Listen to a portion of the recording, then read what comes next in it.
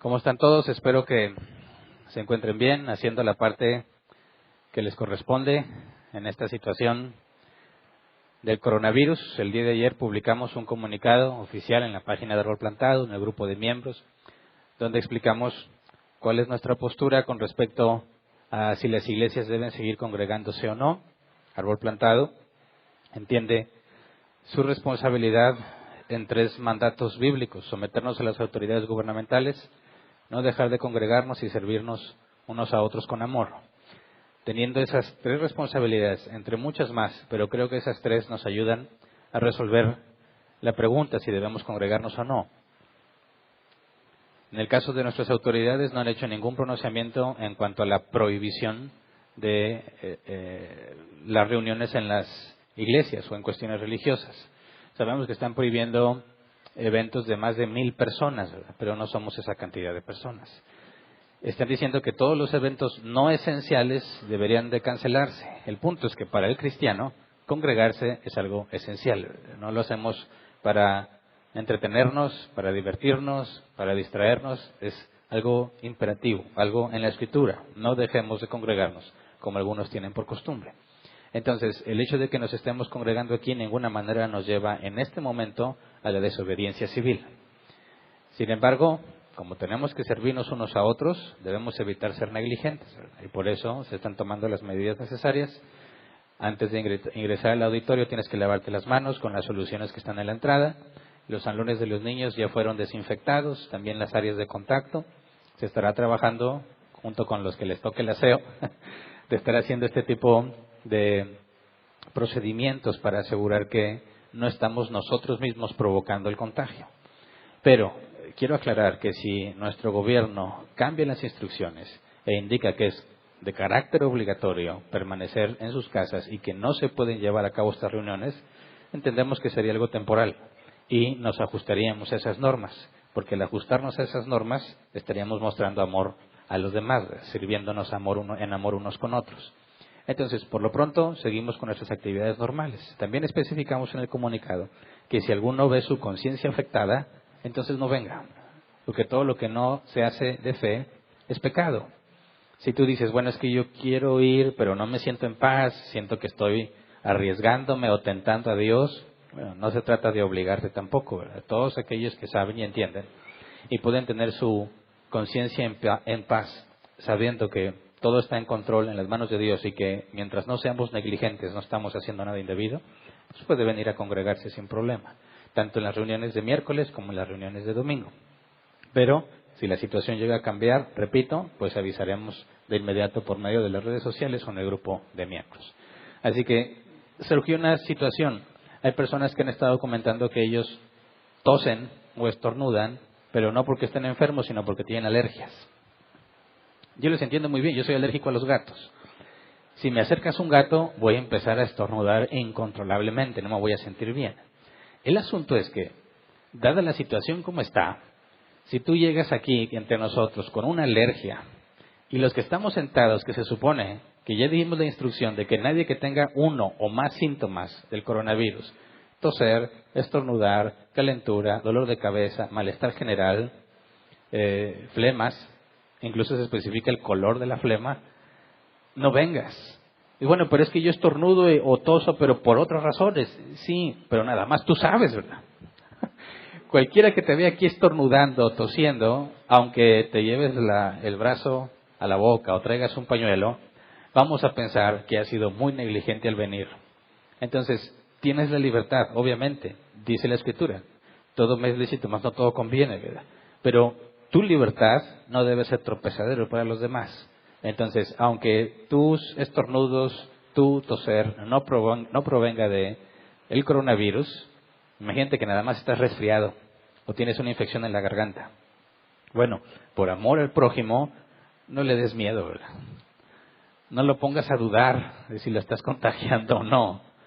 Por amor a ellos, por amor a tus hermanos, aunque no sean tus hermanos, en la calle, lo preferible, lo mejor, lo ideal, bíblicamente hablando, es que evites salir, ¿verdad? La gente tiene pánico, Aunque las noticias dicen que las compras de pánico están afectando a nuestra ciudad, hasta el día de ayer eso no es cierto. Yo fui a tiendas y estaban llenas, surtidas de todo. Lamentablemente los medios tienden a ser muy amarillistas con el objetivo de vender. Están dispuestos a decir lo que sea para que se ganen unos pesos si es que compras algún medio físico o se ganen likes en las redes sociales. Entonces, no caigamos presa de eso, no es necesario. Todo está bien, no sigamos los pasos de Italia, no sigamos los pasos de España, que por no obedecer voluntariamente las prohibiciones que se habían hecho, bueno, las cosas se complicaron mucho más. Recuerda, lo más probable es que entre nosotros algunos lleguen a enfermarse, si no es que todos. Y sabemos que es mortal solamente para cierto rango de edades o con previas situaciones médicas ya problemadas. Entonces, aunque tú digas, bueno, yo soy joven y fuerte, así como yo, no me pasa nada, ok, a ti no te va a pasar nada, te vas a guardar en tu casa 40 días, pero tú puedes llevar ese contagio a una persona que sí le puede afectar. Entre nosotros hay personas de la tercera edad, personas más vulnerables, que la recomendación es que no se expongan, pero si su conciencia no los acusa y lo quieren hacer, pues están en libertad de hacerlo. Pero piensa que aunque tú no puedas sufrir efectos graves por la enfermedad, tú puedes ser un medio que provoque que otro se enferme y que sí le afecte gravemente. Por eso, servirnos unos a otros con amor incluye que tú mismo te abstengas de salir cuando tienes síntomas o cuando parece que tiene los síntomas. Entonces, si seguimos las recomendaciones que nos da el gobierno y somos honestos cuando venimos aquí, no traigas a tus hijos si tienen algún síntoma, aunque sea otra cosa. No te expongas tú a lugares donde es probable que te contagies. Recuerda, no estamos de vacaciones, ¿verdad? La prohibición de clases, como ya se especificó, a partir del próximo viernes van a tener 30 días de clases todas las escuelas de nuestro estado. No son para que te vayas a divertir, ¿verdad? Yo sé que va a ser muy tentador y que para algunos para algunos es difícil contener a sus hijos en su casa, pero no es un periodo vacacional para que te vayas a todos lados y te expongas, ¿verdad? Aprendamos de lo que sucedió con España y de lo que sucedió con Italia y hagámoslo voluntariamente, sobre todo los que somos cristianos, ¿verdad? Que hay que reflejar el amor a los demás. Entonces, tranquilos, confiamos en Dios. ¿Qué pasará? Algunos preguntaron, ¿qué pasa si definitivamente se prohíbe el congregarse? ¿Qué vamos a hacer? Vamos a buscar la manera de seguir transmitiendo. En el peor de los casos, si se prohíbe las reuniones, incluso en las iglesias o reuniones, organizaciones religiosas, pues me vengo yo a predicar aquí y uno de multimedia y transmitimos, ¿verdad? Y no estamos quebrantando la ley porque no es una congregación de gente, somos 2, 3 personas a lo mucho. Entonces tenemos que seguir cumpliendo con nuestro deber principal de congregarnos hasta que nos resulte imposible para no caer en desobediencia civil cuando no se merita. Pero buscaremos la manera de seguir llevando nuestros estudios sin problema, ¿ok? Como quiera, cualquier duda, pueden acercarse al final, eso sí de lejitos, pueden acercarse al final a preguntar. Ahora, en cuanto al saludo, espero que todos estén respetando esas normas, ¿verdad? Según, ¿qué fue el secretario de Educación? Nos dio el ejemplo ideal para saludarnos, llevas la mano al corazón y haces una leve reverencia. Y ya queda la creatividad de quién, si le agregas acá o un saludo. El punto es que no haya contacto físico, ¿ok? Ni besos ni abrazos. Podría decir alguna esposa, entonces ya no tengo que tocar al viejo. Momento, eso es para con los extraños, ¿verdad? Sigues casada con ese hombre. No lo usen de excusa. Cuídense y bueno, nosotros vamos a continuar con nuestro estudio. Nos quedamos estudiando el tema de las familias fracturadas, ¿verdad? La semana pasada analizamos lo que era una familia fracturada. Dijimos que cuando estudiamos los efectos del divorcio en la familia, si el matrimonio o la familia no tenía hijos, esa familia queda disuelta, ya no es una familia. Pero si había hijos en el matrimonio, entonces la familia no se disuelve, sino que resulta fracturada o mutilada, porque falta uno o ambos padres. En el caso de las familias fracturadas, donde había hijos, estudiamos qué es o cómo es la forma de aplicar todo lo que estudiamos y lo que vimos en el tema de matrimonios y en el tema de divorcio, aplicándole a la situación de los padres. Dijimos que íbamos a considerar tres perspectivas. La perspectiva de los padres, los hijos y de la iglesia. ¿Qué es lo que los padres deben de hacer cuando enfrentan un divorcio? ¿Qué es lo que los hijos deben hacer cuando enfrentan el divorcio? Y cómo la iglesia debe ayudar a los que están enfrentando el divorcio. La semana pasada consideramos la perspectiva de los padres y hoy vamos a estudiar la perspectiva de los hijos. Al igual que la semana pasada dijimos que, dado que no puedes cambiar tu situación, dado que el dolor no lo puedes ocultar ni lo puedes evitar, y la vergüenza tampoco, lo único que queda es aceptarlo y adaptarte a tu nueva realidad. Y explicando lo que es o lo que significa adaptarse a tu nueva realidad, analizamos los problemas que en mi experiencia son los más comunes en los padres que enfrentan un divorcio. Analizamos el problema de la negación, el cambio incorrecto en la jerarquía de las responsabilidades, el abandono de los hijos, física o moralmente, porque hay padres que siguen con sus hijos pero están como quiera sus hijos en total abandono. No reconocer sus límites, dado que no puede ser padre y madre a la vez. No buscar apoyo y apresurarse a encontrar pareja o negarse rotundamente la idea. Vimos algunas aplicaciones y cómo debiéramos resolverlo. Ahora, nuestro objetivo es considerar a los hijos. ¿Qué pasa con los hijos que enfrentan un divorcio? Y las circunstancias son muy variadas y va a depender de muchísimos factores. Sin embargo, podemos tratar de entender lo que sucede y aclarar cómo es que un hijo cuyos padres se han divorciado debe de proceder ante esa situación según la Escritura. Quizás muchos de los que estamos aquí, o de los que están aquí sí me excluyo yo, muchos de los que están aquí no han experimentado un divorcio en el caso de sus padres, o no han estado cerca de una persona que sufrió el divorcio de sus padres. Así que ese tipo de situaciones puede resultar difícil de comprenderlas o hacemos un juicio un tanto a la ligera de cómo debería sentirse un hijo que sufre el divorcio de sus padres.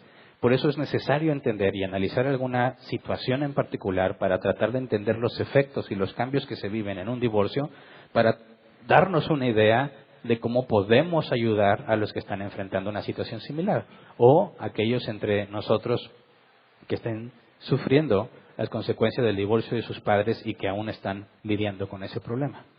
Entonces, antes de estudiar la Escritura, vamos a orar así como estamos para ponernos en manos de Dios.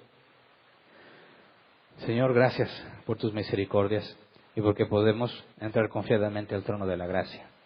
Venimos a rogarte que nos enseñes una vez más, que según tu soberana voluntad nos permitas entender, Señor, cómo se debe enfrentar los problemas del divorcio en el caso de los hijos, ya sea que lo hayamos vivido, que lo estemos viviendo, que conozcamos a alguien que lo esté viviendo, o que nos prepare, Señor, si en tu soberana voluntad ya has decidido que lo enfrentemos. Enséñanos y guíanos con tu Espíritu Santo como lo has prometido. Te lo pedimos en el nombre de Jesús. Amén. Y bueno, ¿qué dice la Biblia al respecto? Hay mucha información, a veces difícil de encontrar o difícil de ubicar, porque no estamos acostumbrados a lidiar con ese tipo de cosas. Incluso en la consejería, cuando quieres aconsejar a alguien cómo proceder, se requiere mucha información para entender qué tipo de circunstancias se están enfrentando. Pero podemos ver ciertos pasajes bíblicos muy claros en cuanto a la forma en la que debemos proceder. Pero hay que dejar una cosa en clara, que muchas veces el conocimiento bíblico que adquirimos no nos es útil hasta que se convierte en sabiduría. Muchas veces tenemos mucha información en nuestra cabeza con respecto a lo que la Biblia dice y enseña, pero nos enfrentamos a la situación y no sabemos qué hacer con toda esa información. Y eso tiene una explicación muy sencilla, incluso bíblica. Sabiduría no es igual a conocimiento, ¿verdad? Adquirir conocimiento, claro que requiere un esfuerzo y también gracia de Dios. Para mí, en mi experiencia y lo que veo cada vez en más redes sociales, que muchas personas con mucha hambre de leer todos los libros posibles, todos los libros que caigan en sus manos los leen y los devoran con un hambre impresionante. Eso no tiene nada de malo. El problema es que toda esa información que tienen acumulada en su cerebro los lleva a concluir que ya son sabios. Y eso es un grave error. Mira, los que estudiaron en la primaria, me imagino que casi todos, de todo lo que te aprendiste en la primaria, fechas de la Revolución, de la Constitución, de la Independencia y natalicios, ¿cuánto de eso retienes en tu mente? Algunos ni multiplicar se acuerdan, ¿verdad? ¿A quién le enseñaron a sacar raíz cuadrada en primaria? 1, 2, poquitos. A mí me tocó que me la enseñaran en sexto. Jamás en mi vida la he aplicado. Y no me acuerdo del procedimiento. Mejor uso una calculadora y ahí lo obtengo. ¿Cuántas cosas aprendiste en secundaria? Si estudiaste la secundaria, en preparatoria o en la universidad. En la universidad nos saturaron de información. ¿Cuánta de esa información sigues reteniendo en tu mente? Prácticamente nada. Solo aquello que llevaste a la práctica. Ahí está el punto. Podrás tener la mente saturada de muchos libros que has leído. Y mi pregunta es, ¿a dónde se está yendo toda esa información? Nuestro cerebro, aquello que no usa, lo guarda en un área acá medio olvidada, que a veces cuando haces ejercicios mentales puedes ir a ese baúl y sacar cosas que tenías que ya no te acordabas. Pero si realmente ya tiene mucho tiempo sin usarse, le lleva a un nivel de subconsciencia que ya no recuperas. Entonces, conocemos mucho de la Biblia, pero tenemos poca sabiduría. El asunto es cómo convertimos ese conocimiento en sabiduría. Bueno, para eso se requiere la experiencia y la aplicación de ese conocimiento. Y lamentablemente eso toma tiempo, y a veces mucho tiempo. Qué bueno fuera que pudiéramos adelantar el proceso de adquirir sabiduría. Qué bueno fuera que nosotros controláramos el proceso de adquirir sabiduría. Podemos tener cierto control sobre adquirir conocimiento, pero no sobre adquirir sabiduría. Eso está en las manos de Dios. Con cada circunstancia que presenta en tu vida, si tú usas el conocimiento que tienes, entonces puede que eso se convierta en sabiduría y no la primera, a veces después de 3, 4, 5, 6 intentos. Entonces sabemos que estamos limitados en cuanto al adquirir sabiduría. Cuando vemos la situación de alguien con una familia fracturada, mucho del conocimiento que tenemos resulta inútil, porque no hemos sabido o no hemos aprendido cómo aplicarlo en esas situaciones específicas. Entonces, cuando alguien desde la perspectiva de un hijo se enfrenta al divorcio de sus padres, lo primero que se va a dar cuenta es que su vida va a cambiar completamente, de ahí y para siempre. Jamás vas a volver a ser la misma persona. Y ese es el conflicto. Mira, el dolor y la vergüenza que los hijos experimentan ante el divorcio de sus padres es muy distinto al dolor y la vergüenza que sienten los padres cuando se divorcian. ¿Por qué? Porque los padres están conscientes en todo momento de sus problemas. Pero los hijos, la gran mayoría de los hijos, no tienen la más mínima idea de los problemas de sus padres. Y aunque saben que tienen problemas, no comprenden la magnitud de esos problemas. Por eso, cuando los padres le comunican, uno o ambos padres comunican a sus hijos que se van a separar, normalmente es un shock. Es algo totalmente inesperado. Porque aunque sabes que tienen problemas, no imaginabas que llegarían a ese nivel. Y es natural, no hay muchas cosas que como hijo no vas a saber. Y no te las van a contar porque no tienes la madurez para entenderlas. Entonces, siempre que un hijo se entera que sus padres están llegando al divorcio, va a ser un golpe muy duro. Algo para lo cual no están preparados. Porque lo que saben los hijos es que se supone que los padres deben amarse hasta que la muerte los separe, ¿verdad? Se supone que los padres saben cómo solucionar los problemas. Pero cuando hablan de un divorcio, sobre todo un divorcio ilícito, lo único que prueban es que no solucionan nada. Y que las promesas que se habían hecho y el amor que deciden o que aseguran tenerle a sus hijos queda puesto en duda por la evidencia de sus acciones. Normalmente los divorcios son actos puramente egoístas de los padres, porque están pensando en sí mismos y no en sus hijos. Anteponen, como lo vimos la semana pasada, anteponen una prioridad donde están ellos mismos antes que sus hijos y su derecho a vivir y su derecho a ser felices, cuando se supone que los padres deben negarse a sí mismos por el bien de sus hijos. Entonces eso es un conflicto muy serio. Y lo sé por experiencia. Así que quiero que analicemos un caso, y para no hablar de nadie más voy a hablar de mí mismo. Y tratemos de ver cómo, desde lo que a mí me pasó, la vida de los hijos que enfrentan el divorcio de sus padres cambia radicalmente. Y tratar de darnos una idea de lo que muchos niños van a enfrentar o están enfrentando. No necesariamente niños, también muchachos o incluso algunos en la edad adulta no están preparados para confrontar eso cuando sus padres se divorcian. Incluso ya no siquiera viven en su casa, son hijos que ya están casados y luego sus padres se divorcian y como quieran entran en shock. Aunque deberían estar más preparados para comprenderlo, porque ya es gente casada, ¿verdad? Cuando te casas y tienes hijos, parece magia, ¿verdad? Pero Dios te abre la mente a un montón de información que antes no conocías. Lo que antes era simplemente ignorancia de tus padres, que papá no sabe, son de antes, ¿verdad? Bueno, cuando te casas y tienes hijos, empiezas a darte cuenta que no era ignorancia, sino una profunda complejidad en las relaciones humanas. Bueno, aún los que ya están casados y con hijos se enfrentan a un shock cuando sus padres deciden divorciarse. Entonces, el divorcio le cambia la vida a los hijos y los enfrenta a un montón de dificultades que ellos no crearon. Así te has puesto a pensar. Los padres deciden divorciarse, lícita o ilícitamente, ¿verdad? Los hijos no participaron en el divorcio. Los hijos no contribuyeron a esos problemas. Sin embargo, los hijos deben sufrir a causa de esa decisión de sus padres. Los hijos son enfrentados a problemas que ellos no crearon. Están enfrentados a dolor que ellos no provocaron y no tienen opción. Entonces, en mi caso, tenía yo creo que casi 20 años, pero ya era el segundo divorcio que experimentaba. Mi mamá se divorció 2 veces, se ha casado 3 veces, espero que no se vuelva a divorciar. El primer divorcio yo tenía 4 o 5 años y a pesar de mi corta edad todavía hay cosas en mi mente que yo recuerdo muy bien de ese proceso de divorcio. Se volvió a casar poco después y entre 19 y 20 años se divorció de nuevo. Así que tengo una perspectiva muy clara a una edad relativamente madura.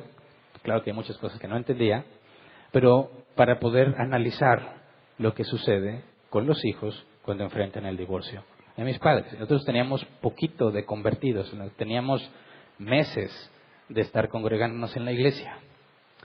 En la iglesia donde nos congregábamos, nos decían que nosotros éramos una familia milagro. ¿Por qué? Porque mi hermana, que tenía leucemia en estado terminal, cáncer incurable, a un mes de morir porque estaba desahuciada, Dios la sanó milagrosamente. Eso me hizo a mí Dios me sacó de mi ateísmo cuando vi el milagro que hizo con mi hermana. Y mis hermanos y mis padres, bueno, primero mamá y luego papá, y yo le explico otras veces aquí, yo le digo papá no es mi papá biológico, porque mi papá biológico se separó de mi mamá cuando yo tenía 4 o 5 años. Y no lo volví a ver. Quien me crió fue el segundo esposo de mamá, a quien yo aprendí a decirle papá. Y la pareja de mi mamá actualmente no es mi papá. Entonces entiendan mi situación, ¿verdad? Cuando yo hablo de que papá y mamá se habían acercado a Dios, me refiero a mamá y su segundo matrimonio, se habían acercado a Dios, les habían hablado de la esperanza en cuanto a sanidad de mi hermana y Dios nos concedió el milagro. Todos decidimos congregarnos, todos íbamos en la misma iglesia y éramos la familia del milagro. Eso se siente muy bonito porque empiezas a experimentar todas las consecuencias positivas de haberte acercado a la iglesia cristiana. Mis padres ya no peleaban, ellos tenían muchísimos problemas, pero después de que se hicieron cristianos, el asunto se resolvió. La vida empezaba a verse muy bien. Yo tenía poco tiempo que había empezado mi relación de noviazgo con Verónica. Yo estaba en mi punto más feliz de la vida, ¿verdad? Porque para mí era un regalo de Dios. Y bueno, todo marchaba aparentemente bien, pero en realidad había cosas muy, muy mal en mi familia. Cosas que yo no podía ver. Tiempo después, papá ya tenía varios días que no llegaba a la casa. en cierta manera era normal cuando tenían discusiones fuertes, papá se iba de la casa un tiempo, se quedaba normalmente mamá con nosotros. En ese entonces teníamos serios problemas económicos porque papá no podía conseguir trabajo. Papá era un arquitecto que por ciertas decisiones que tomaron cuando éramos más niños, nos fuimos a otro estado de la República donde se desconectó totalmente de su vida laboral en cuanto a su carrera profesional. Estuvimos 6 años, cuando regresó se encontró con que la tecnología había avanzado y él estaba totalmente desactualizado. Así que aunque había oportunidades de trabajo, él no podía tomarlas porque no tenía o no sabía usar las herramientas que se requerían. Así que fue muy difícil. Mamá trabajaba y era el único sustento en la casa. Mis hermanos y yo estudiábamos, yo tenía un trabajo de medio tiempo para poder costearme mis costos de ir a estudiar. Todos estábamos con becas de escasos recursos. Por eso cuando escucho que alguien me dice que no puede estudiar porque no tiene dinero, le digo, por favor, yo tampoco tenía dinero y sí estudié, porque el gobierno da muchas becas. Claro que la beca que me daba no era completa, era la mitad. Pero con el trabajo de medio tiempo yo pagaba la otra mitad. Y después descubrí que si te metías a la mesa divertida, la mesa directiva de la facultad, te daban beca completa interna. Pues bueno, de aquí soy y me metí a la mesa divertida, aunque yo era muy introvertido. Pero pues para que me dieran la beca completa, ¿verdad? Bueno, mi trabajo de medio tiempo nada más me servía para pagarme prácticamente mis camiones y cosas de mis tareas. Bueno, la situación era muy compleja, económicamente hablando. Conforme pasaba el tiempo, yo veía que mis padres tenían cada vez más problemas. Y se esforzaban por estar bien, pero cada vez era más frecuente escucharlos discutir. A mí me habían enseñado en la iglesia donde conocí a Dios que al ser cristianos, Dios quitaría todos nuestros problemas y nos daría mucha paz y mucha felicidad. Y nos dijeron, Cristo ha pagado por todas tus enfermedades, por todas tus rebeliones y por todo tu sufrimiento, así que tú ya no tienes por qué sufrir. Y parecía real, porque todo nos iba bien hasta donde yo podía ver. Todo marchaba bien. En la iglesia éramos como que famosillos por lo que había pasado con mi hermana, muy nuevos, todos nos creíamos. Lo que dijera el pastor era Dios mismo hablando para mí. Y si él decía que no me iba a pasar nada malo, no tenía de qué preocuparme. Pero algo dentro de mí me decía, las cosas van a cambiar. Algo está muy mal. Me acuerdo mucho que un día le dije a mamá, yo siento que Dios me dice que las cosas se van a poner muy feas. Ay, no le hagas caso, es el diablo. Dije, sí, diablo mugroso. Ahí decía, no lo recibo. No sé quién le enseñaron eso de recibir. Si alguien te decía algo, decías, no lo recibo, y ya. Era así como que botellita de Jerez, todo lo que digas sea al revés. Entonces él me decía, ay, estás muy flaco, no lo recibo. Asunto arreglado. Entonces, ¿qué hice yo con la enseñanza que yo tenía? Oye, es que siento, no lo recibas, no lo recibo. Traté de continuar con mi vida. Pocos días después, una noche, mis hermanos y yo estábamos en casa. Mamá normalmente regresaba tarde de su trabajo. Papá ya tenía días que no había regresado a la casa. Todo parecía bien. Verónica estaba con nosotros. O sea, en la casa nada más estábamos mis hermanos y yo. Verónica le había invitado a cenar. Dentro de poco le iba a dejar a su casa. Sabíamos que no tardaba en llegar mamá. Y todo cambió esa noche. Cuando mamá llegó de trabajo, en lugar de hacer lo que habitualmente hacía, de llegar y saludar y ver qué onda con la cena, yo me había adelantado a hacer la cena, pues también para darle de cenar a Verónica, pero ella llegó en la puerta, no quiso pasar, lo único que nos dijo fue vengan, y nos dio una noticia, me voy a divorciar de tu papá y me voy a ir de la casa.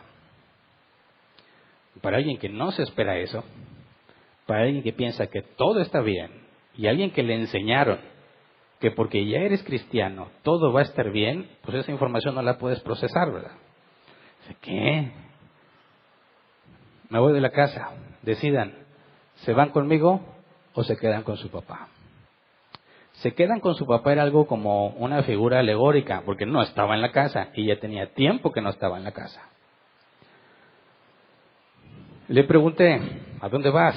Me dijo, no sé, pero si se quieren ir conmigo, tendrán que aceptar vivir con mi nueva pareja. Así que fueron 2 bombas al mismo tiempo. Número 1, se va a divorciar de mi papá y se va de la casa. Número 2, ya tiene otra pareja. ¿De dónde salió eso? No tenía la más mínima idea. No, nada más dolía el hecho de saber que se iban a divorciar y se iba de la casa, sino también que ya tenía otra pareja con quien se iba a ir. Cosa que no sospechábamos ni lo más mínimo. Me costaba comprender lo que estaba pasando, a mí y a mis hermanos. Yo soy el mayor de 4 hermanos. Los 2 primeros somos hombres, hijos del primer matrimonio de mamá. Las 2 que siguen son hermanas, hijas del segundo matrimonio de mi mamá. La más chica de mis hermanas tenía como 11, 12 años. La que le sigue 2 o 3 años más. Ellas fueron las más impactadas, porque ni siquiera se imaginaban que mamá pudiera decirles algo así, ¿verdad?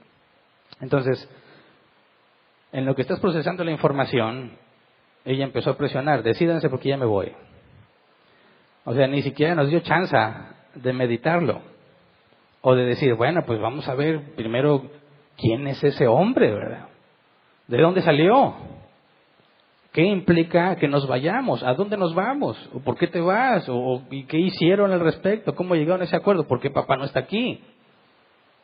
¿Por qué si ya te vas y sabes que él no está, por qué no dijiste, oye, vete a quedar a la casa porque ya me voy? No, simplemente sabíamos que papá no estaba y que mamá estaba a punto de irse. Y era nuestra última oportunidad. ¿Te vas con ella o te quedas ahí? Mis hermanas empezaron a llorar, estaban chiquititas. Empezaron a pedir que no se fuera.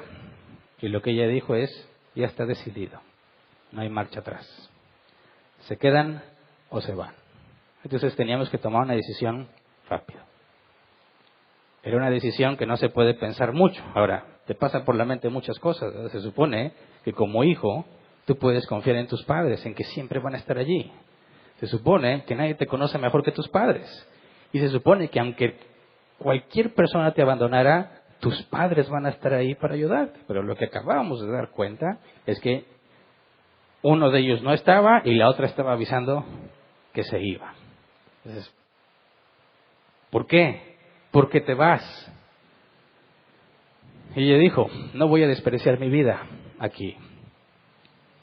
Ustedes se van a casar y se van a ir y me van a dejar sola.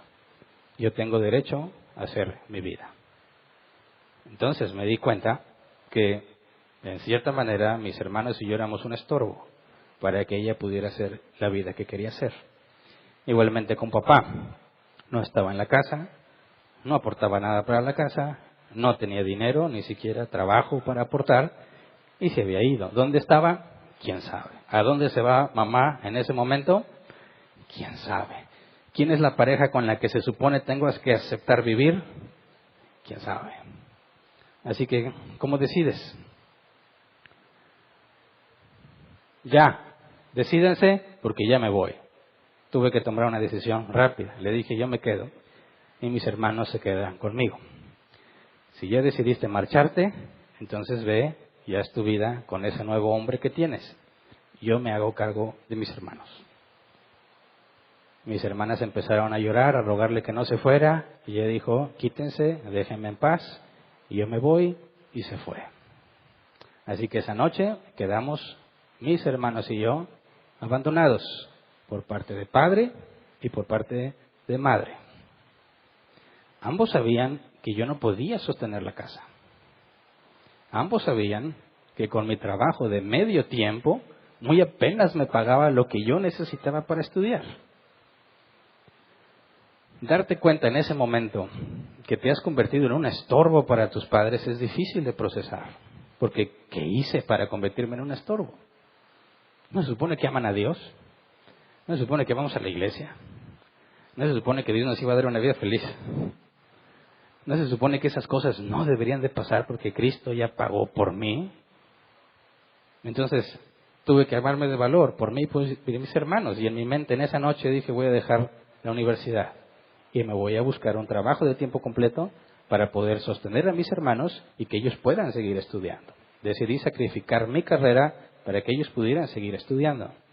Pero como Verónica estuvo ahí esa noche, a pesar de que me daba vergüenza con ella presenciar semejante situación, ella me persuadió y me dijo, no, si vas a sostener a tus hermanos, no te conviene dejar de estudiar, porque no vas a completar. Si acabas de estudiar, tendrás acceso a un mejor trabajo y podrás sacarlos adelante de forma más fácil. Y me pareció una buena idea. Pero bueno, no sabía dónde estaba papá, no sabía a dónde se iba mamá, no sabía si papá iba a regresar a la casa. Mamá dejó en claro que ella no regresaría. Tenía que encontrar la forma de sostener a mis hermanos. Entonces, pocos días después, en lo que procesamos eso y nos empezamos a poner de acuerdo, bueno, pues vamos a seguir normal. Había todavía ciertas cosas en el refrigerador, todavía faltaban ciertos días para que empezaran a llegar los recibos. Había un periodo de tiempo en el que podía yo buscar, que era el único en ese momento quien podía hacerlo, buscar una forma de encontrar sustento. Algo que vender, no teníamos nada. Ya estábamos muy maltratados por la escasez económica. Así que no había mucho que hacer. Pocos días después, papá habló y me dijo, ¿ya se enteraron de lo que hizo su mamá? Sí, hace varios días. Bueno, pues yo voy a tratar de ayudarlos con lo que pueda, no tengo trabajo. Prácticamente no hizo nada. Después decidió irse a vivir con nosotros, cosa que pensé que iba a ser algo positivo, pero terminó siendo algo muy negativo, porque papá estaba sumido en la depresión. Yo no sé si has conocido a una persona sumida en la depresión.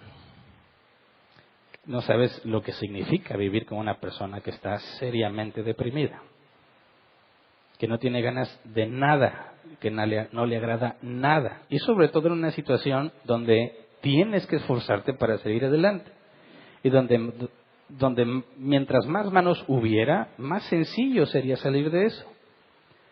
Pero no, papá estaba sumido en su depresión, se levantaba hasta tarde, duraba muchos días sin bañarse, no salía a buscar trabajo. Papá sale a buscar trabajo, se enojaba. ¿Para qué salgo a buscar trabajo si no hay? ¿Cómo le explicas a un padre que tiene la obligación de mantener a sus hijos cuando tú eres el hijo a quien debe de apoyar? ¿Cómo le haces ver que tienes otros hermanos que necesitan de un padre? Porque yo no podía pagarlo todo. En muchas ocasiones sus palabras es, yo ya me cansé de trabajar, yo siempre he trabajado, ahora merezco que alguien me mantenga. Así que no se me agregó ayuda, sino una boca más que alimentar. ¿Dónde está Dios en esos momentos? Me preguntaba yo. Papá en su depresión se convirtió en una seria carga en la casa, porque peleaba con nosotros siempre que pudiera. Son unos sucios, son unos cochinos, son unos malagradecidos. Ya tengo hambre, ¿cuándo van a traer de comer? Y la Biblia dice que honres a tus padres. ¿Cómo haces ambas cosas? Reclamarle, tratar de convencerlo de que debe salir a buscar trabajo y al mismo tiempo soportar sus constantes quejas y pleitos. Así que mi sueldo semanal no era suficiente y necesitábamos comer. La única alternativa que me quedó era recortar los costos. No podía dejar de estudiar, pero tenía que llevar más dinero a la casa. Aunque oraba y rogaba y lo que sea y declaraba y lo que se me ocurriera, Dios no cambiaba nada de lo que estaba pasando, así que no me quedó alternativa. Decidí que yo no iba a comer hasta la cena y que el dinero que yo gastaba, porque me tenía que ir a trabajar, el dinero que yo gastaba en comida lo iba a guardar para poder llevarle comida a mis hermanos. Lo intenté un tiempo, pero no podía, porque como no comía, de las 3 comidas nada más daba una para poder economizar, no aguantaba en la noche en la universidad. Me iba a trabajar, salía de allá, todo débil, cansado, y llegar a estudiar en la noche, no funcionaba. Y luego una facultad muy compleja, en la que necesitas concentrarte para poder avanzar. No funcionó, así que tuve que adaptarme. Tenía que encontrar la manera de comer sin gastar en la comida. ¿Cómo le haces? Por medio de observación se me ocurrió algo. Donde estaba trabajando,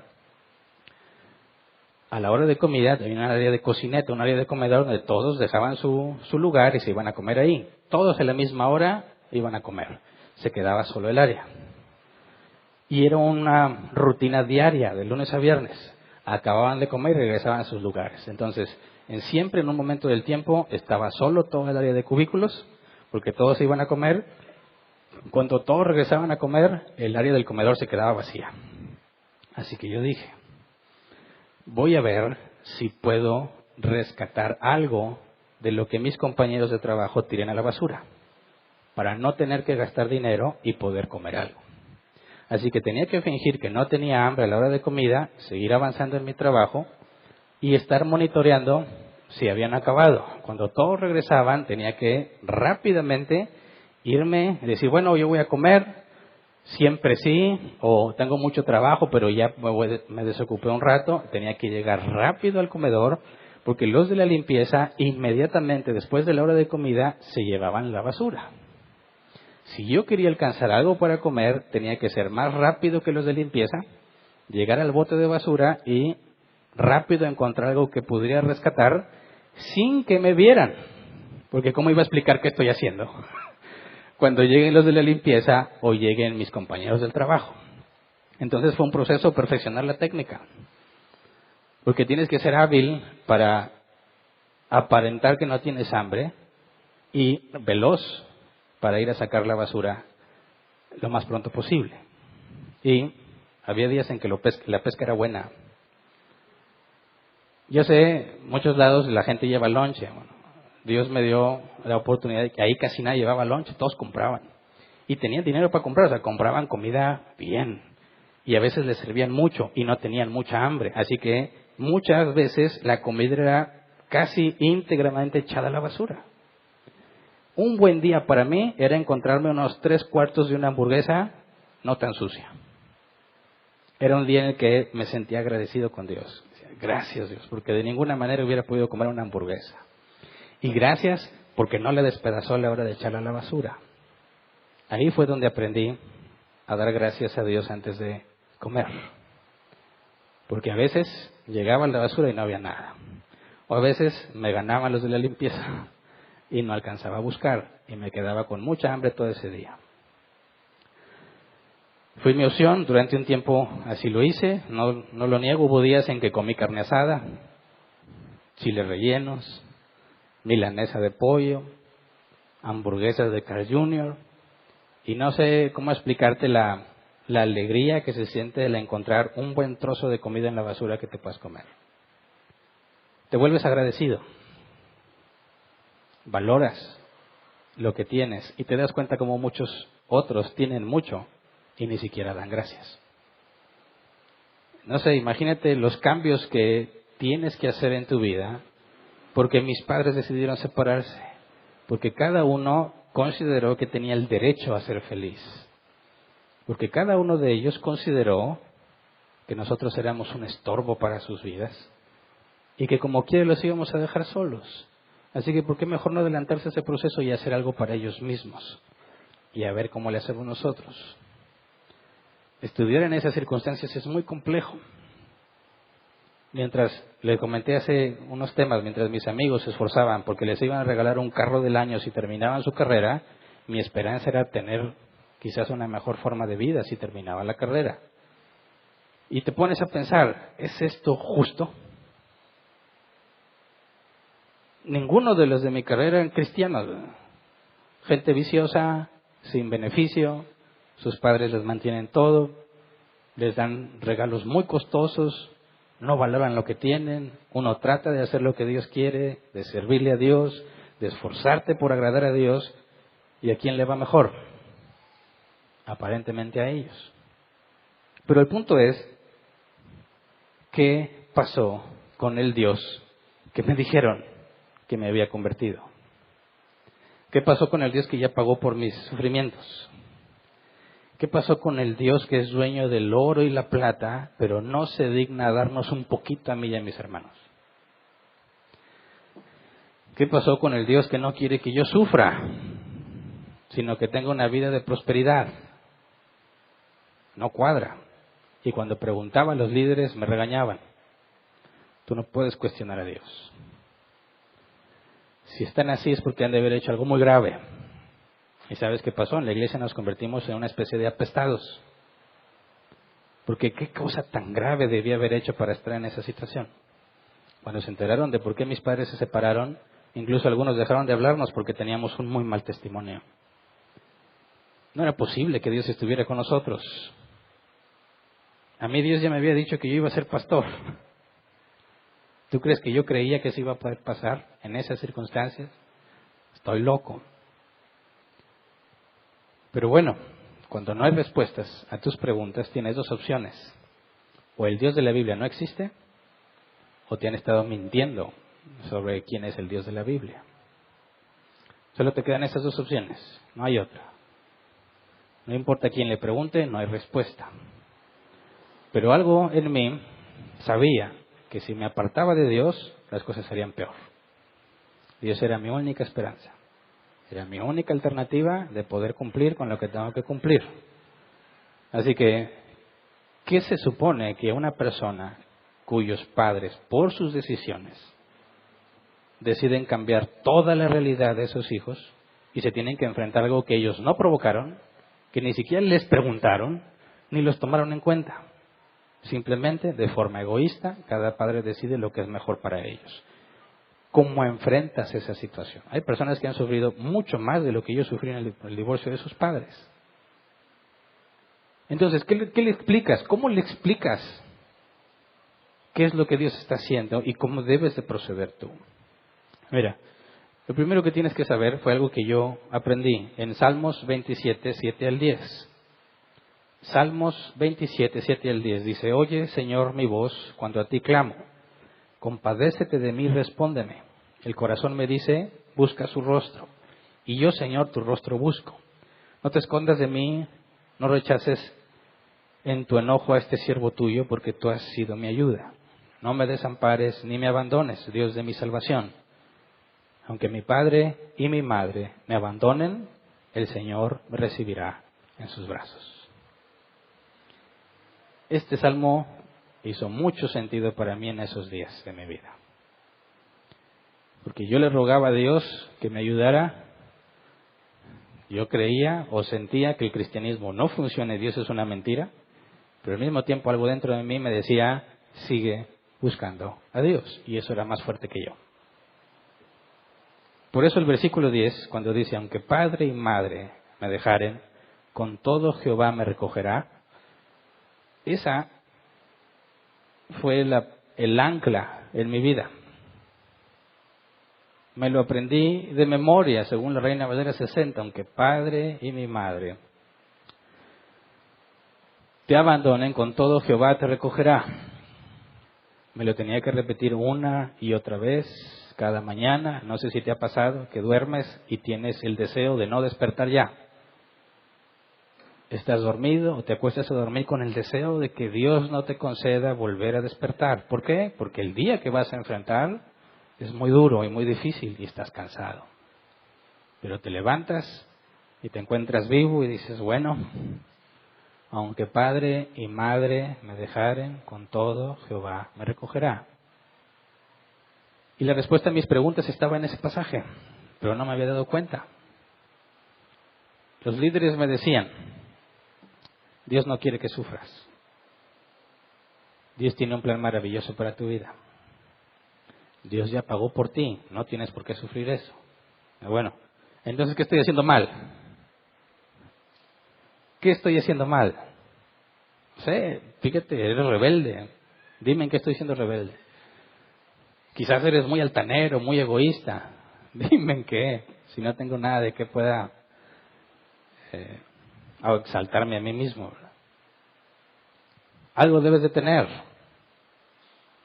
Pero Dios no quiere que estés así. Bueno, analiza Salmos 27:10. Aunque mi padre y mi madre me dejaran, con todo Jehová me recogerá. Dime, ¿este versículo dice que mi padre y mi madre no me van a dejar? No. ¿Este versículo dice que Dios no permitirá que mis padres me abandonen? No. Este versículo dice que a pesar de que tus padres te abandonen, Dios te va a recibir. O sea, que en ningún momento la Biblia dice que tus padres no te van a abandonar.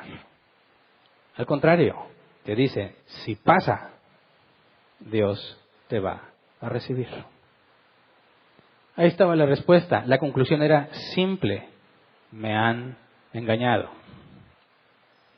Me han dicho muchas mentiras de quién es Dios. Yo no tenía ninguna respuesta a mis preguntas, pero ahí tenía una pequeña evidencia de que si pasaba como me había pasado, que mis padres me abandonaran, eso no significa que yo estaba mal. Eso no significa que algo falló y que Dios no cumplió su palabra. Al contrario, me daba esperanza. Mi padre biológico me abandonó. Luchó un tiempo para tratar de vernos. Después se fue y rehizo su vida. Se olvidó que tenía hijos. Se olvidó de mí. Mi padre adoptivo, a quien le digo papá, que ya falleció. ¿Ok? Nos crió, se esforzó mucho tiempo y llegó el punto, aunque físicamente estaba ahí, nos abandonó completamente.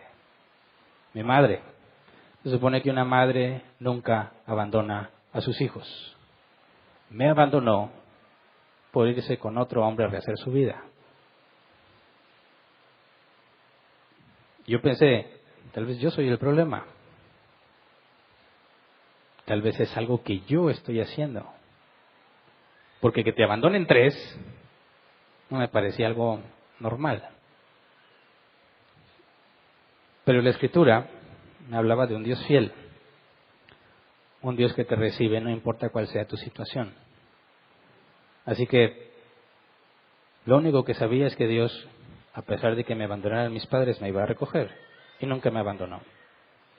¿Sabes? En la facultad, en esos días difíciles, pues ellos te encargan tareas y tú tienes que cumplirlas, ¿verdad? Y en esos tiempos existían los discos de 3,5, no sé quién se acuerda de los discos de 3,5 en la computación. Bueno, parte de la tarea era dejárselo al maestro, ¿verdad? Y ahí se quedaba el maestro con los disquetes. Yo no podía darme ese lujo. Entonces, hubo una vez una tarea, no tenía dinero, ni siquiera estaba comiendo, tenía que llevar un disquete y no tenía. Me puse a orar a Dios y me puse a caminar por toda la facultad a ver si me encontraba uno tirado. Y me lo encontré. Dije, bueno, que sirva, porque si los tiraron, ya no sirve. Y ahí voy a checarlo y servía. Excelente, pude pasar mi tarea ahí. Se lo fui a dejar al maestro. Lamentablemente ese maestro andaba de malas ese día. Y vio mi disque y dijo, ¿quién trajo esto? Así le dijo a todo el salón. Y yo decía, ¿por qué? Porque se veía claramente que lo había sacado de la basura. Era un disco sucio y maltratado. Pero era lo único que tenía para poder cumplir con mi tarea. ¿Quién trajo Dijo, ¿quién trajo esta vergüenza? Levante la mano. ¿Por qué haces esto? ¿Qué piensas que soy qué o qué? Ten, toma tu mugrero y tráeme un disco nuevo. Dice, maestro, no tengo dinero para comprar más discos. Ese lo encontré en la basura y por eso lo traje. Dice, el salón se convirtió en un silencio muy incómodo. Todos callados. El maestro también. Pensó bien sus palabras y dijo, bueno, por esta ocasión te lo voy a aceptar, pero por favor, si no tienes un disquete, ven y pídemelo. Bueno, ya tenía mi provisión de disquete. Poco después ese maestro se hizo un muy buen amigo mío y en 2 ocasiones me gradué con promedio 10 en su materia. Y me di cuenta de algo muy importante. A pesar de todas las dificultades, creo que esos fueron los semestres donde mejor calificación obtuve. Hubiera un maestro que escribió puso en mi examen un 10 limpio. En 25 años de carrera, nadie había sacado un 10 en mi examen. Lo escribió y me lo entregó. Se supone que con todos mis problemas, yo debía haber corrido a las drogas, o al alcohol, o a la calle. Debí haber imitado a mis padres y abandonar a mis hermanos, correr por mi propia vida.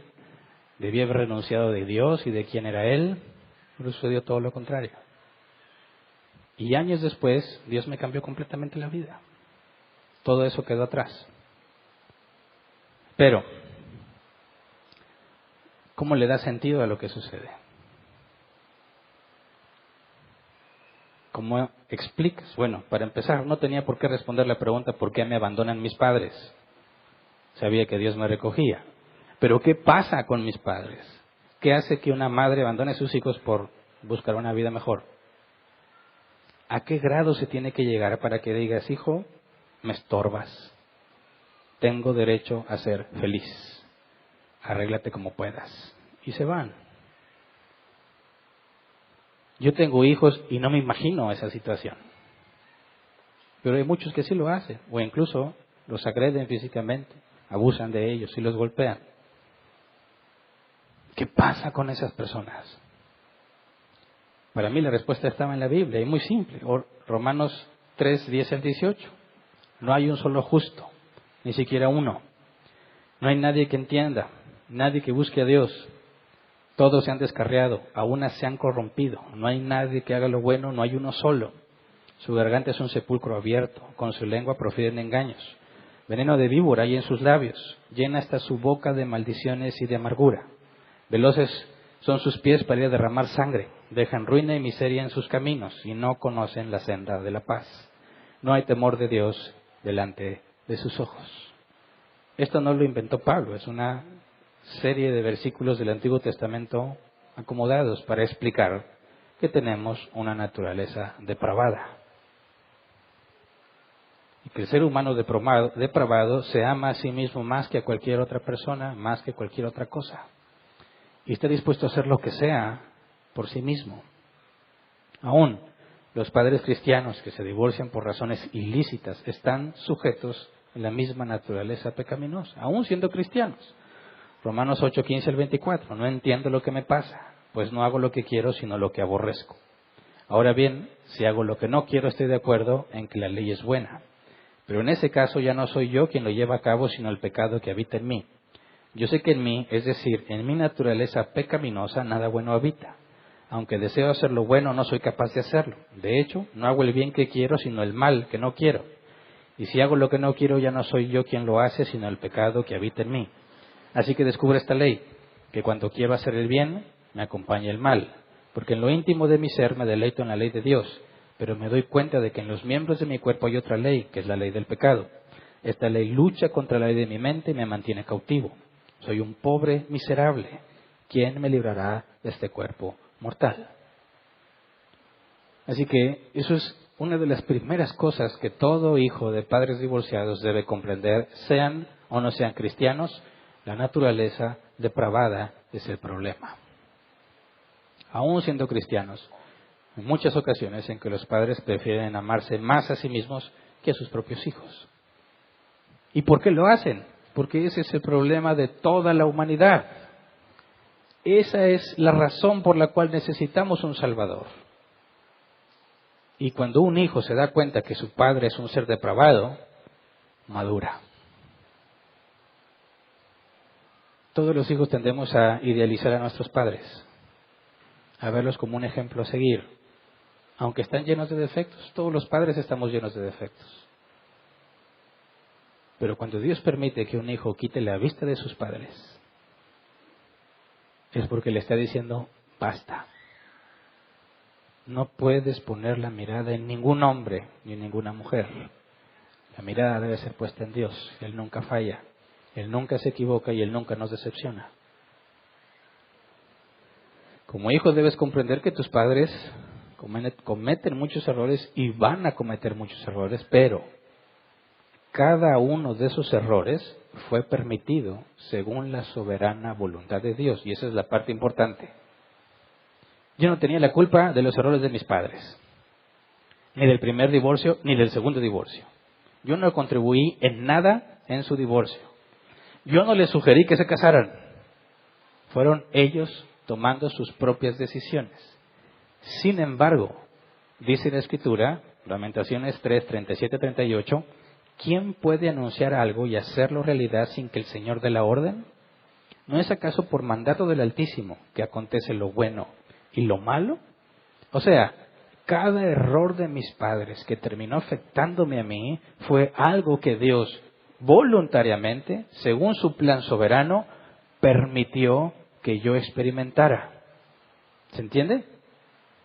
Sí, se equivocaron y se equivocaron muy feo, pero eso estaba en la voluntad de Dios. Fíjate bien el grado de control de Dios. Aún los que tenemos hijos, cuando nos equivocamos nos sentimos muy mal porque sabemos que no debimos equivocarnos. Pero si nos equivocamos y nuestros hijos sufren por nuestra equivocación, aunque debemos arrepentirnos y esforzarnos por no hacerlo, debemos tener en claro, es algo que Dios permitió con un propósito. Eso debe ser de esperanza a todos los padres cristianos en cualquier parte del mundo. Porque si dependiera de mí, la buena educación de mis hijos están perdidos. Pero si hay alguien más fuerte que yo, que incluso me controla a mí, para que mis hijos puedan crecer y aprender, ese es Dios. Y nada de lo que yo haga se le escapa. Como hijo tienes que aprender. Sí, tus padres se equivocaron. Tú no tenías por qué pagar, pero esa era la voluntad de Dios para tu vida. Isaías 46:7. Yo formo la luz y creo las tinieblas. Traigo bienestar y creo calamidad. Yo, el Señor, hago todas estas cosas. Es una vil mentira cuando la gente dice, Dios no quiere que sufras. Porque si Dios no quisiera que nadie sufra, entonces explícame el Calvario de Cristo. Explícame cómo le fue al apóstol Pablo, al apóstol Pedro, a Bernabé, a Jacobo, a tantos mártires en la historia de la humanidad que han sufrido según la voluntad de Dios. Es una vil mentira que muchos que se dicen cristianos enseñan a sus congregaciones. Y esa mentira hace mucho daño. No, Dios es soberano, aún en control de mis errores y los errores de mis padres. Como hijos tenemos el mandamiento de honrar a nuestros padres y no hay condición para ese mandamiento. Así que fue muy difícil tratar de honrar a mi padre y a mi madre a pesar de lo que hicieron. Es algo que te cuesta mucho comprender, porque la honra no está ligada a los sentimientos. La palabra honra en hebreo es peso, valor. Hablando en el sentido de lo que da valor, como en los bienes, en los metales, como el oro y la plata, mientras más peso tengas, más valor tiene. De ahí viene la palabra honra. Pero darle valor a alguien no tiene que ver con lo que sientes por ese alguien, sino por lo que has decidido hacer por ese alguien. Entonces, es cierto, mis padres me dieron la vida, mi padre biológico, y a quien yo llamé padre, se hizo cargo de mí muchísimos años. Si no hubiera sido por ellos, quién sabe qué andaría haciendo yo. Y merecen que los honre, a pesar de lo que hacen y a pesar de lo que hicieron. Así que todo hijo debe aprender a decir, esto es lo que siento por mis padres, pero esto es lo que la Biblia me dice que haga. Y la Biblia dice que los honre. No dice que te sientas bonito con ellos o que sientas cosas bonitas hacia ellos, que muchas veces no las vas a sentir. Sobre todo cuando tienes razones suficientes para no sentirlas. Sin embargo, tienes que honrarlos. Y eso es muy complicado. Tener a un hombre en la casa que ha renunciado a sus obligaciones es muy difícil de llevar. ¿Cómo lo honras? Sin embargo, había que honrarlo. Tienes que tratarlo con respeto, aunque no se lo merecen. No por ellos, sino porque Dios así lo manda. Y no debes permitirte la amargura contra tus padres. Porque cuando Dios permite el mal y el sufrimiento, lo hace con una buena razón. Él es el único que convierte lo malo en algo bueno. Génesis 50:20. Es verdad que ustedes pensaron hacerme mal, pero Dios transformó ese mal en bien para lograr lo que hoy estamos viendo, salvar la vida de mucha gente. Entonces los hijos deben entender que cuando Dios permite que nos enfrentemos a las circunstancias del divorcio de nuestros padres, tienes que entregarte en las manos de Dios, aceptar el dolor y la vergüenza y adaptarte. Debes acudir a Dios y comprender que no es culpa tuya el fracaso de tus padres. Debes acudir a Dios y dejar de compadecerte a ti mismo. Pensar que es mucho para ti, que no hay forma de salir adelante, que no tienes la manera de hacer las cosas, tienes que dejar de pensar eso y decir, si Dios me trajo aquí, dice la Escritura que en cada prueba juntamente da la salida. Y dice la Escritura que no permitirá que lleguemos a un punto en que no podamos soportarlo. Es decir, el punto en el que neguemos a Dios. Sí, a veces nos enojamos y decimos, ya, no quiero nada contigo, Dios. Pero luego nos disciplina y se nos quita. No te entrega a tus pensamientos depravados. Pero si has llegado hasta el punto del sufrimiento por la causa de tus padres, entiéndelo. Dios te está haciendo madurar. Dios te está enseñando cómo es el mundo en realidad. Dios te está enseñando que el dolor no lo puedes evitar. Le tienes que dar la cara. Y no porque tú seas fuerte, sino porque es fuerte el que te sostiene. Y debes de perder el miedo, porque da mucho miedo. Todos los días levantarte sabiendo si vas a comer ese día o no, te genera una incertidumbre muy difícil de quitar. Tienes que confiar en Él y no hay de otra. Tienes que hacer la parte que te corresponde, aunque sabes que eso no te va a dar lo que necesitas. Lo único que te queda es decir, Dios, yo hago mi parte, te ruego que hagas la tuya. ¿Y sabes qué? Él nunca falla. Pero eso te hace ver la vida de una manera totalmente diferente. Al principio me daba mucho coraje ver que mis amigos iban a ganar un carro del año si pasaban sus materias. Y la verdad me daba mucho coraje. Pero cuando empiezas a ver la vida desde la perspectiva bíblica, entender que tus padres no son más que seres depravados si no conocen de Dios, o seres luchando con su depravación si ya conocen a Dios, y son humanos y se van a equivocar. Y si Dios ha permitido esos errores es porque algo bueno va a salir de esos errores para ti. Y si las cosas se ponen muy difíciles, la Biblia dice que todo obra para bien. Entonces, ¿qué es lo peor que te va a pasar? ¿Que te mueras? ¿Que te mueras de hambre? ¿Que termines en la calle? Dice la Escritura que Dios tiene cuidado de los pajarillos y ninguno cae al suelo si no es por su voluntad. Igualmente te va a cuidar a ti. Por eso el temor debes hacerlo a un lado y decir, Dios, si me vas a quitar la vida, así sea. Si me vas a dejar sin comer, así sea. Pero yo voy a hacer lo que me corresponde.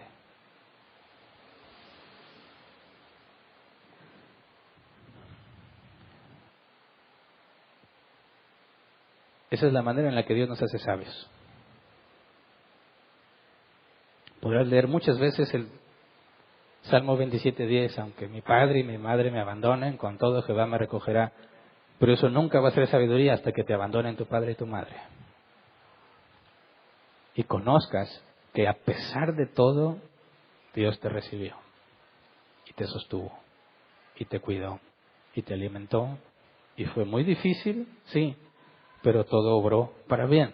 De hecho, tienes que ser honesto con Dios y desahogarte con Él y empezar a depender de Él y ver las cosas desde su perspectiva. Y tarde o temprano, te lo aseguro, tarde o temprano llegarás a confesar esto mismo que dice el salmista en Salmos 119:71. Salmos 119:71. Me hizo bien haber sido afligido, porque así llegué a conocer tus decretos. ¿Sabes? Vas a llegar al punto en lo que aquello que fue lo más difícil que habías enfrentado, vas a decir, qué bueno que lo viví, qué bueno que Dios me llevó ahí. Porque si no hubiese sido por eso, no lo conocería como lo conozco. Si no hubiese sido por esos días de buscar en la basura qué comer, jamás me hubiera sentido agradecido sin importar lo que tenga en la mesa. Si no hubiera llegado esos días en los que te cuestionas la vida, en que ya no vives, luchas por sobrevivir, son puros problemas, todos los días son puros problemas. Eso te hace valorar los momentos de paz.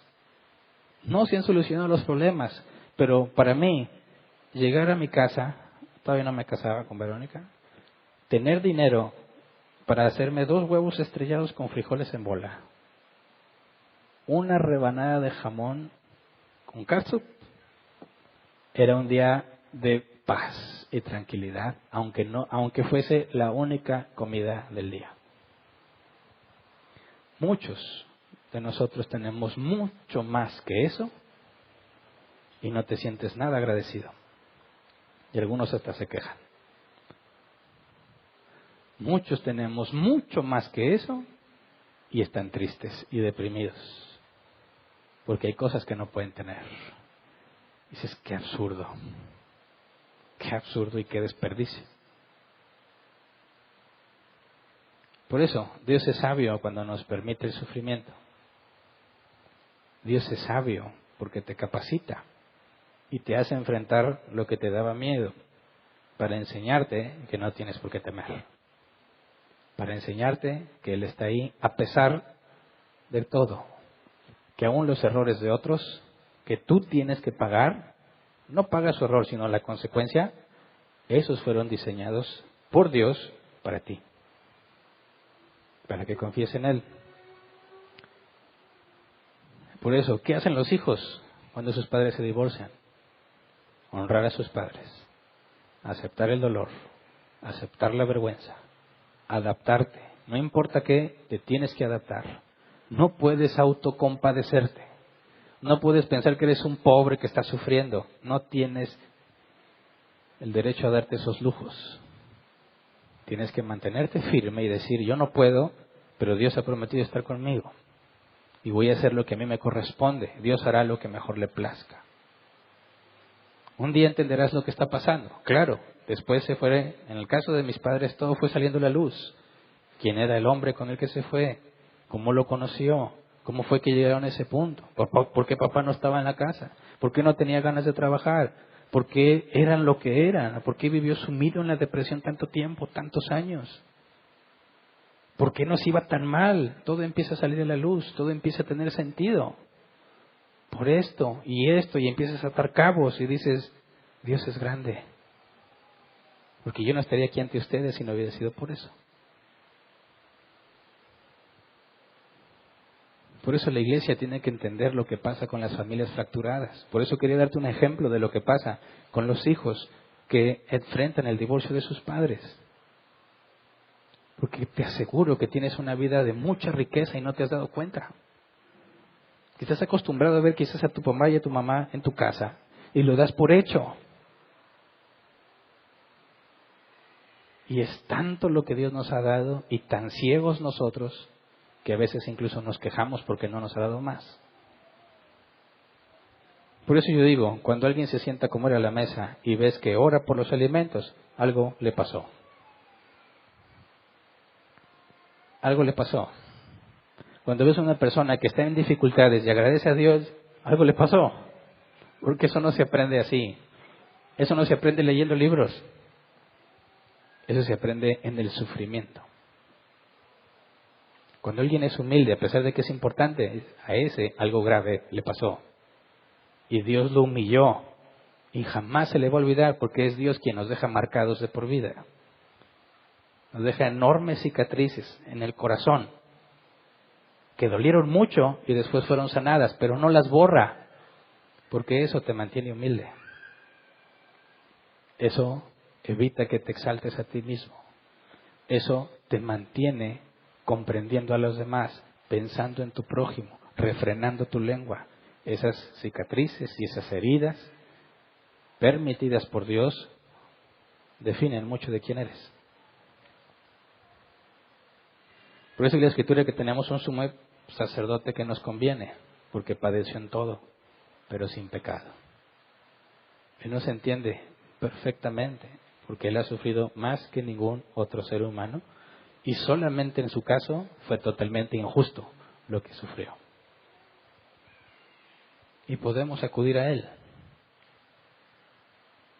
Así que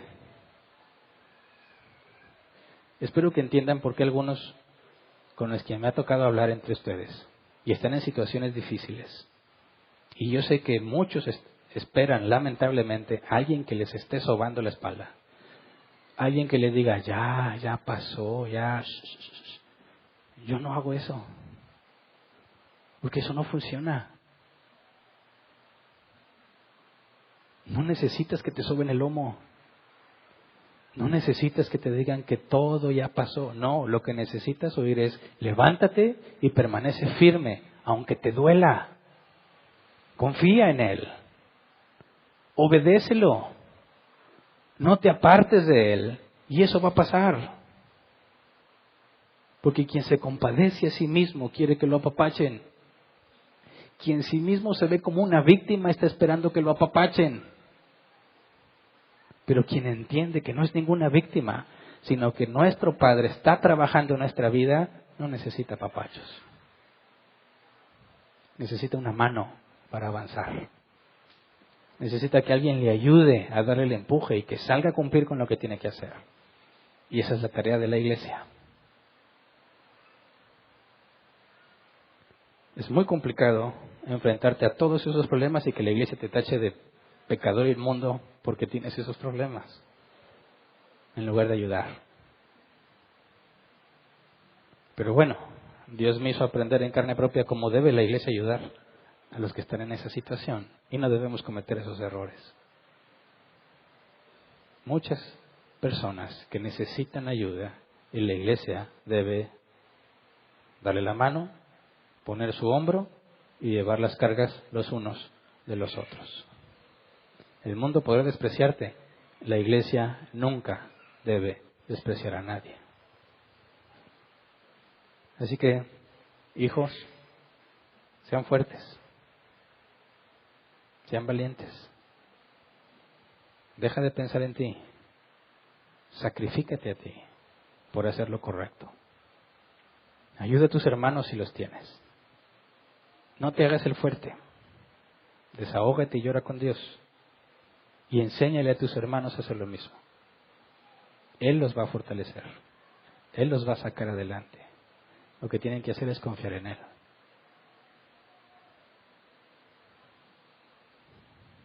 Dios es sabio. Y por medio del sufrimiento, dice la Escritura, nos asemeja más a Cristo. Así que tenemos una enorme responsabilidad. Los que no estamos en una familia fracturada, para con aquellos que lo están.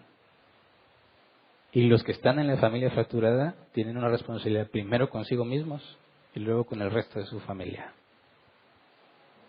Mucha gente va a necesitar apoyo y tú tienes que darles el hombro, aunque tú estés en medio del problema. Así que, si algún día tienes problemas y me toca hablar contigo, ya tienes una idea de lo que te voy a decir. Claro que comparto tu dolor y lo entiendo perfectamente, pero lo debes dejar atrás. Haz lo que tengas que hacer para salir adelante, para conocer más a Dios. Y te aseguro que eso va a pasar.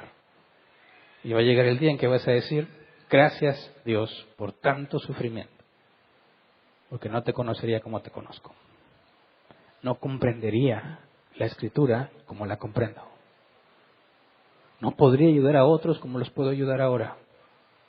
No sería una persona dependiente de ti si no me hubieras humillado. Así que hay mucho que agradecer. Vamos a ponernos de pie y vamos a orar.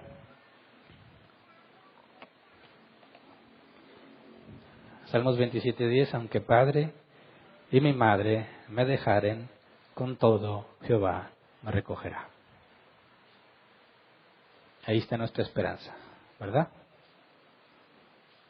Hay mucho que hacer.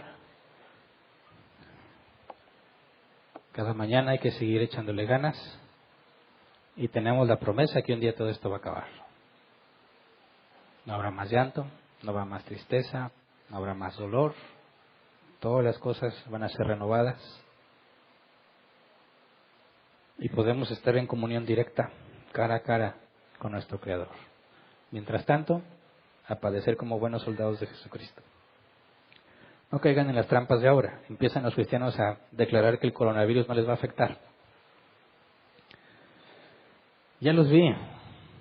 Ninguna gripa llegará a mi casa. A ver cuánto tardan en darse cuenta que eso no tiene ningún sentido bíblico. Si Dios ya te trajo el dolor y es inevitable, acéptalo. ¿Te da vergüenza? Acéptala. Adáptate. Ahí está la clave. ¿Te dio coronavirus? Ni modo. Gracias a Dios. A guardarse en su casa. Lástima a los que pueden trabajar en línea. Porque no van a poder descansar. Pero lo aceptamos. No peleamos contra eso. Dios, si es tu voluntad, así sea. Dame fuerza para resistir. Dame sabiduría para saber cómo comportarme y dame la capacidad de amar a mis hermanos para no infectarlos. Así que vamos a orar. Señor, gracias por todas tus misericordias que son nuevas cada mañana. Gracias, Padre, porque nos permites entender con nuestra mente tan limitada como muchas de las cosas graves, difíciles o terribles en nuestra vida tuvieron un propósito, un buen propósito. Hay muchas otras cosas que aún no tenemos respuesta, pero confiamos en ti. A su tiempo, según tu voluntad, lo comprenderemos. Mientras tanto, enséñanos a permanecer fieles, a resistir, no importa cuán dura sea la vida. Enséñanos a esperar en ti, Señor, a gozarnos en medio de la dificultad. Aunque padre y madre me abandonen, Señor, con todo tú nos recogerás. Enséñanos, Padre, a ser dependientes de ti, solo de ti. Enséñanos a echar fuera el temor, Señor, a no tener miedo a la enfermedad, ni a la escasez, ni a la pobreza, Señor, ni a la dificultad. No porque nos sintamos preparados, porque tenemos seguro, porque tenemos dinero, no, sino porque tú estás con nosotros. Y nada sucede sin que tú lo permitas. Y todo aquello que permites en nuestras vidas, tú lo has dicho con claridad en tu palabra, obra para bien, para todos aquellos que fuimos llamados de acuerdo a tu propósito. Así que enséñanos a descansar en ti. Enséñanos a adaptarnos a toda circunstancia que permites en nuestras vidas, de manera que seamos buenos administradores aún en lo poco, que podamos ser buenos administradores aunque tengamos solamente sobras o pedazos quebrados de lo que debería de ser. Enséñanos, Padre, a ser fieles en lo poco. Queremos escuchar un día de tu boca decirnos: bien, buen siervo y fiel. En lo poco fuiste fiel, en lo mucho te pondré, entra en el gozo de tu Señor. Enséñanos también, Padre, a darle la mano a nuestros hermanos, a entender a las familias fracturadas, a dar lo que podamos, Señor, para aligerar su sufrimiento o sus cargas. Enséñanos, Padre, a abrazar al afligido, así como tú nos has abrazado cuando estamos afligidos. Enséñanos a abrazar a aquellos que tienen una familia fracturada, así como tú los abrazas y los recibes, Señor. Enséñanos a ser como tú. Gracias por todo lo que nos has dado y lo que nos darás. Amén. Pueden sentarse.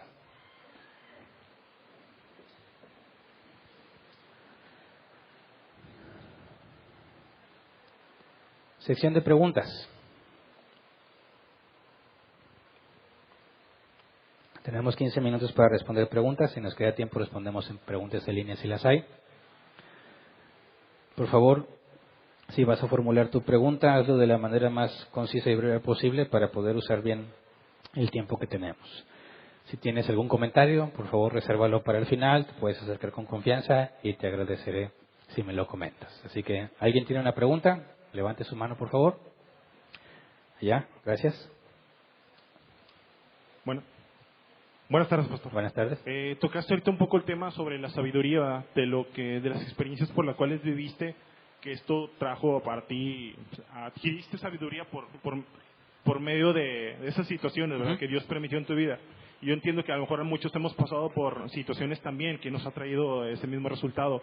Pero como cristianos, como hijos de Dios, puede ser que alguien adquiera, pues la Biblia también nos habla que adquiéramos sabiduría, pero a través de lo que a ti te sucedió, lo que también me pudo haber sucedido, alguien más puede evitarse algún tipo de circunstancias adquiriendo la sabiduría por medio de lo que nosotros nos pudo haber pasado. Es decir, para nosotros puede ser de influencia positiva para los demás, o alguien tiene que pasar por situaciones para que adquiera él mismo su propia sabiduría. Mira, no descartamos que Dios en su sabiduría pueda darle lo que le dio a Salomón. O sea, Dios es soberano y Salomón aunque no vivió todas las experiencias, le llenó de la sabiduría necesaria. Así es. Pero esa es una excepción, ¿verdad? La Escritura nos dice, adquiere sabiduría, ¿verdad? Ahora, ¿cómo se adquiere sabiduría? Eso no lo encuentras en un libro. De ahí tenemos que irnos a las palabras de Moisés. Enséñanos a contar de tal forma nuestros días que traigamos al corazón sabiduría. La palabra corazón ahí es mente, hombre interior. Entonces lo que dice Moisés es, enséñame a analizar todo lo que me pasa, cada día de lo que me pasa, para entender qué está pasando y cómo estoy aplicando la palabra en las cosas que hago, cuáles son sus resultados, y entonces ser sabio. Porque podemos evitarnos muchos problemas en el proceso de adquirir sabiduría. Porque si voy a tomar una decisión, digo, bueno, pero debo filtrar lo que voy a hacer con respecto a la Escritura, aunque no tengo idea de qué va a pasar, ya estoy empezando a adquirir sabiduría en el sentido de que cuando uso la palabra y la aplico y mi decisión está fundamentada en la Escritura, voy a ver un resultado. Y ese resultado me hace más sabio. Entonces, es un proceso continuo. Lo que yo me refiero es que tú no puedes controlar qué tanta sabiduría quieres, porque lo único que haces es tomar decisiones con las circunstancias que Dios pone delante de ti. Entonces, la sabiduría que adquirimos depende del Dios que nos da las circunstancias y de nuestra tarea de aplicar lo que sabemos. Okay. ¿Se entiende? Sí, muchas gracias. ¿Alguien más?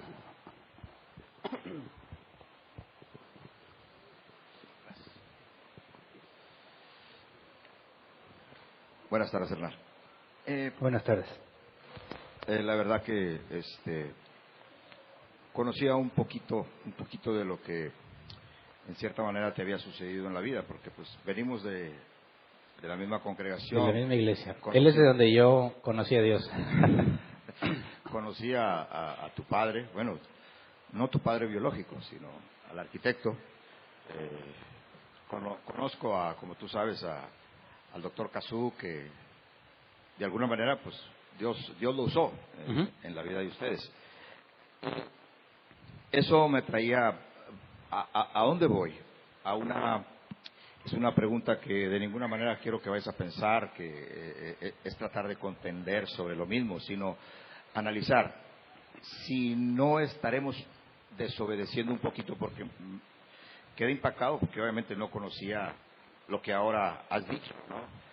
Y tengo que ser honesto, yo pensaba de una manera el abrir el abanico para dar oportunidad a los que se arrepienten, aunque hayan pasado por un estado difícil. Ahorita con lo que acabas de decir, pues veo que no era lo que yo pensaba, porque yo pensaba que de alguna manera estabas tratando de defender alguna reputación espiritual, vaya. Pero creo que está muy claro lo que estás diciendo. En este caso, pues ahorita sé que tu madre pues está delante de Dios, ¿verdad? Pero sé que luchaste también con todas esas respuestas que queremos obtener de Dios y en su momento sufrimos con todo eso. ¿No has considerado, esa es mi pregunta, ya va, que de alguna manera, porque así lo entiendo yo, que una persona que cae en adulterio y la persona afectada tiene todas las de la ley, claro, como tú lo dijiste y así lo acepto yo también y así lo creo, que tiene que haber ciertas condiciones para que tú le apliques luego el torniquete o la ley, ¿verdad? Y lo dejes. Pues, si la persona se arrepiente, pide perdón, yo estoy de acuerdo que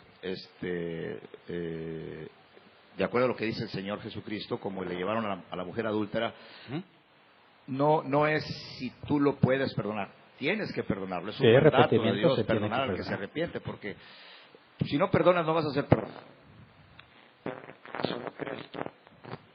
Bueno, sí, que sea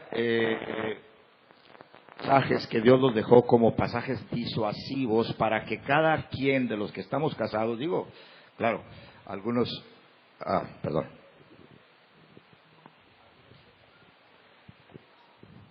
Bueno, okay.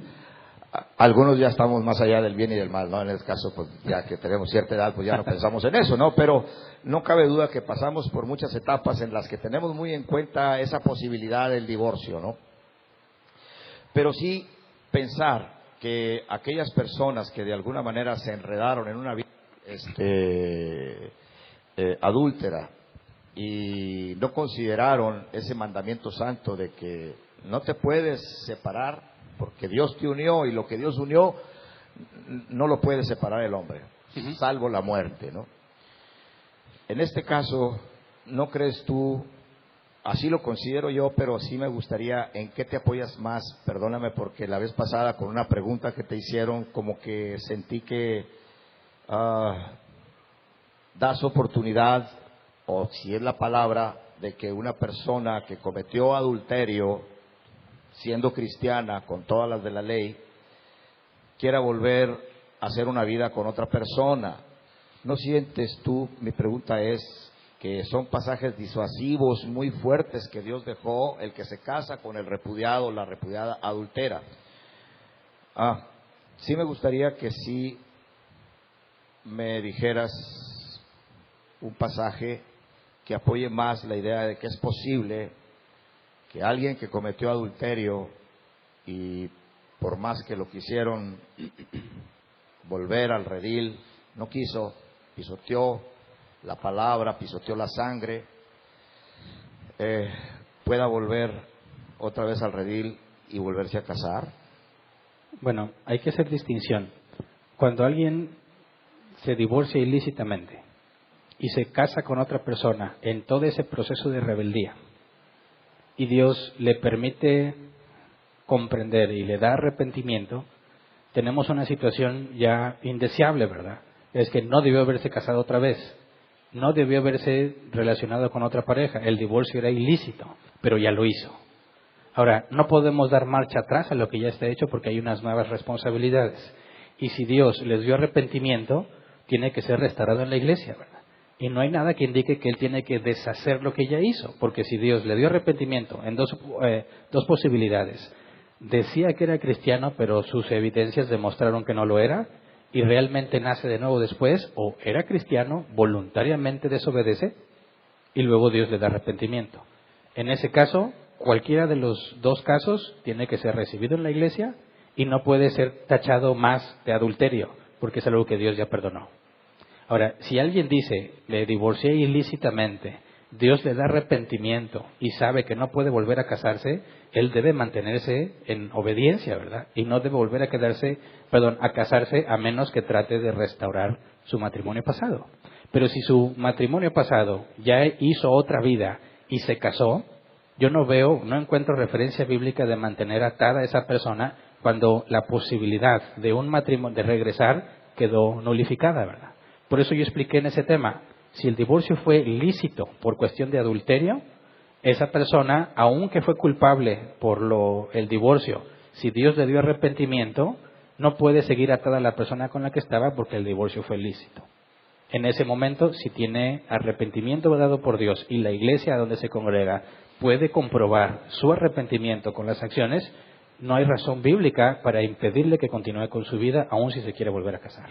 Aún los pasajes disuasivos que dice. Los pasajes disuasivos son para evitar que eso suceda. Pero el momento en que se hizo, por ejemplo, un caso quizás más complejo que me han preguntado y han vivido. Me divorcié ilícitamente y me casé y tengo hijos. Ahora, ya me di cuenta que lo que hice fue incorrecto. ¿Abandono a mi esposa actual y a mis hijos para regresar con la primera o me quedo como estoy? Obviamente, al momento en que ya se hizo un nuevo compromiso y un nuevo pacto y responsabilidad con los hijos, aunque el divorcio fue ilícito, no se puede deshacer el matrimonio que ya estaba para tratar de recuperar lo que había. En esa situación me parece que aplican las palabras del apóstol Pablo, cada uno quédese como fue llamado. ¿Me explico? Aunque haya sido cristiano y haya sido un buen hombre, que hayan sido reconocidos como hijos de Dios y cometieron ese pecado. Digo, me queda claro en el caso de tu madre, ¿no? Que ella es restaurada por el hecho del fallecimiento, porque pues eso dice la palabra, la muerte los separa. Entonces, de no ser así, pues en mi forma de ver, pues bueno, seguiría el adulterio, pero bueno, en este caso está libre y está restaurada delante de Dios. Que puede ser el caso de muchos hombres. Aquí en este caso, pues es la muerte la que nos trae nuevamente. Pero aún que no haya habido muerte, si las dos cláusulas bíblicas se cumplieron, el divorcio es lícito. que el Aunque incrédulo ella haya sido bien cristiana y... Sí, porque si hubo, cualquiera de las dos cláusulas, en cualquier caso, si hubo inmoralidad sexual o si hubo abandono de parte del incrédulo, o sea, demuestra por un proceso bíblico que no debe ser considerado como cristiano y abandona, el divorcio es lícito. Y según las palabras de Jesús, no puede ser considerado adulterio más. Y si el divorcio fue lícito, no hay razón para impedirle otro matrimonio. Pero por las propias palabras de Jesús. Entonces, aunque el cónyuge con el cual se divorció lícitamente, aunque él no ha muerto, puesto que era una de las dos cláusulas en la Escritura, el divorcio es válido, que es lo que Jesús enseñó. Ya nomás como último, perdóname el comentario que voy a hacer, pero que obviamente que todo esto pues me ha causado escozor, ¿verdad? Me es difícil aceptar tu postura, pero me dediqué a buscar a siervos de Dios, sobre todo a alguien que me ayudó mucho en un momento con un caso. A John MacArthur. John MacArthur tiene toda una serie de situaciones de lo que él rechaza totalmente el divorcio, pero hay un punto en donde John MacArthur no acepta esto, o sea, no acepta la postura tuya, dice, no es posible. Bueno, respeto a MacArthur, pero a menos que me convenza por medio de la Escritura, no cambio de opinión. Puedes estar en el mismo caso de convencernos con la Escritura, pero bueno, es debatible. Gracias. ¿Alguien más?